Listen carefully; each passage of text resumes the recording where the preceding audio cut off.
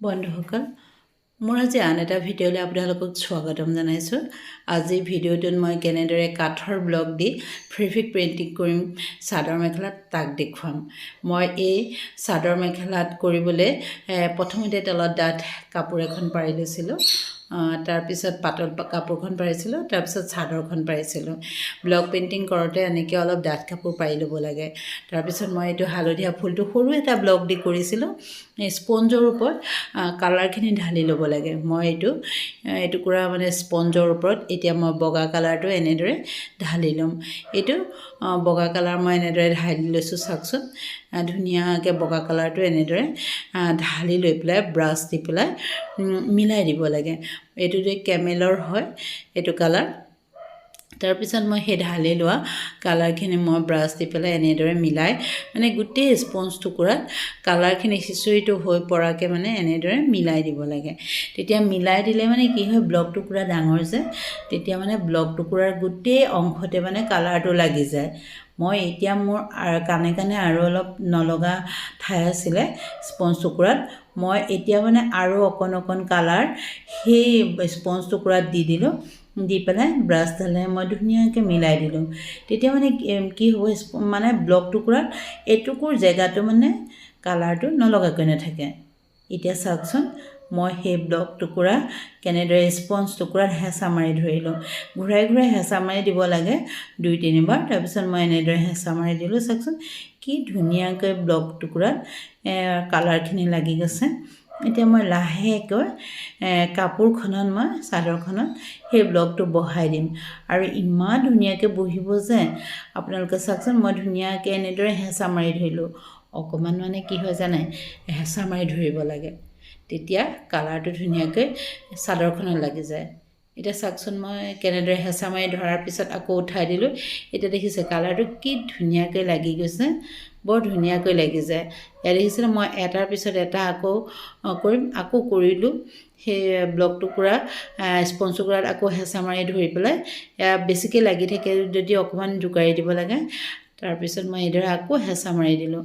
তাৰপিছত দেখিছেনে আপোনালোকে চাবচোন, মই উঠাই অনাৰ পিছত কি ধুনীয়াকৈ ফুলটো মানে চাদৰখনত কালাৰটো লাগি ধৰিব। এই ব্লক পেইণ্টিং কৰিলে মানে বহুত কম সময় লাগে কাপোৰত, গম পাইছেনে? 1 ঘণ্টামান সময়ত এযোৰ কাপোৰ হৈ যায়। এই বেছিকৈ লেধেৰীয়া সময় লগা বস্তুবিলাক কৰিবলৈ মন নাযায়, কিন্তু ব্লক পেইণ্টিং কৰিবলৈ বহুত মন যায়। মানে কম সময়তে হয় যে, সময়ো খৰচ নহয় আৰু এইপিনে সহজো। সেইটো কাৰণে ব্লক পেইণ্টিং কৰি বহুত ভাল লাগে। মই এটাৰ পিছত এটা ফুল এনেদৰে কৰি গৈছোঁ। দেখিছে কি ধুনীয়াকৈ লাগি গৈছে। আকৌ কৰিছোঁ মই এপাহ, চাওকচোন আপোনালোকে। মানে অকণো ভাগৰেই নালাগে ফুলটো কৰিলে। আৰু এনেদৰে লগালোঁ দিলোঁ এনেদৰেই হৈ যায়গৈ মানে। তাৰপিছত এপাহ কৰিছোঁ, আকৌ চাওকচোন মই একদম মানে হেঁচাটো মাৰোঁতে ধুনীয়াকৈ চাৰিওফালে মানে পৰাকৈ অলপ হেঁচি দিব লাগে। সেইকাৰণে তলত অলপ ডাঠ কাপোৰ পাৰি ল'ব লাগে। দেখিছেনে, ডাঠকৈ কাপোৰ পাৰি ল'ব লাগে। মই এনেদৰে দিলোঁ।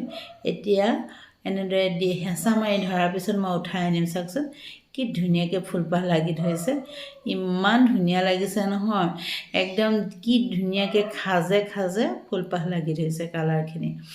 তাৰপিছত মই এনেদৰে গোটেই চাদৰখন এটাৰ পিছত এটা মানে ব্লকেৰে কালাৰ কৰি যাম। মই মাজে 2-এটা ডিজাইন দিছিলোঁ। ডিজাইন মানে একে লেঠাৰে মানে ব্লকখিনি দি কালাৰ কৰা নাছিলোঁ।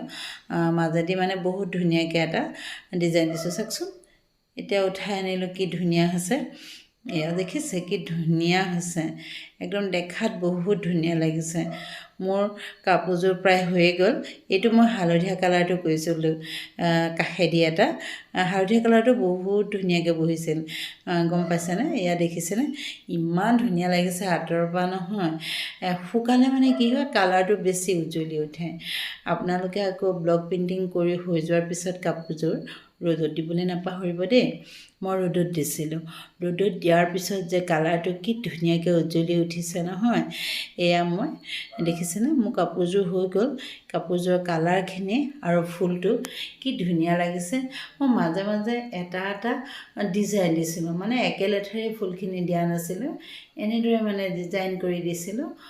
বহুত ভাল লাগিছিল। মোৰ কাপোৰযোৰ ৰ'দত মেলি থওঁতে আঁতৰৰ পৰা দেখিয়ে ইমান ধুনীয়া লাগিছিল। আপোনালোকে কৰি চাবচোন।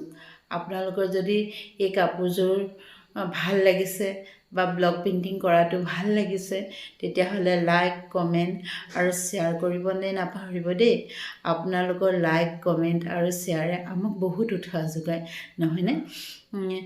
মই আপোনালোকৰ লাইক কমেণ্টবিলাক পাই বহুত ভাল পাওঁ। এয়া দেখিছেনে কাপোৰযোৰ বহুত ধুনীয়া লাগিছে। এই কাপোৰযোৰ কৰাৰ পিছত মই আকৌ কি কৰিছিলোঁ জানে? এই কাপোৰত যে লগোৱা পটি দি পেলাই গহনা কৰিছিলোঁ। আপোনালোকে চাব আকৌ। এইখন দেখিছেনে মেখেলাখনতো মই বেলেগ এটা ডিজাইন দি দিছিলোঁ। এনেদৰে বগা এটা দীঘলীয়া পাঁচপাহ দিলোঁ আৰু হালধীয়া চাৰিপাহ দিলোঁ। দেখিছে কি ধুনীয়া লাগিছে। মানে ওচৰৰ পৰা দেখিলে মোবাইলত কেনেকুৱা লাগে লগাতকৈ মানে যেনেকুৱা লাগে তেনেকুৱাতকৈ মানে কি হয় জানেনে, ওচৰৰ পৰা বহুত ভাল লাগে আৰু ভাল লাগে। এয়া চাদৰখনৰ মেখেলাখন দুইটাতে কৰিলোঁ, কিন্তু ব্লাউজৰ পিচটোত নকৰিলোঁ। আৰু ব্লাউজৰ পিচটো মানে বগা ৰঙৰ ব্লাউজ পিন্ধিলে বহুত ধুনীয়া লাগিব। মোৰ কাপোৰযোৰ হৈ গ'ল। আপোনালোকে চাব আকৌ দেই এনেকৈ কৰি। এতিয়া মই গহনা দেখুৱাইছোঁ চাওকচোন। চাদৰৰ পুতি দি পেলাই মই গহনা বনাইছিলোঁ। চাদৰৰ বেছি হৈ থকা পুতি আছিল, সেয়া দি পেলাই আজিকালি ওলাইছে মানে বহুত ভাল লাগে দেখি। এই পতিটো মানে ফুলকেইটা কাটি কাটি বনাই কাষেদি মই এই ৰঙা পতি এটা কিনিবলৈ পাই সেয়া লগাই দিছিলোঁ। কি ধুনীয়া লাগিছে দেখিছেনে? আকৌ মই সেউজীয়া ৰঙৰ বেছি হৈ থকা পতি দি পেলাই মই সেউজীয়া ৰঙৰ এই ছেটটো বনালোঁ। আপোনালোকৰ ভাল লাগিলে মোক আকৌ কমেণ্ট কৰিব দেই। বাই।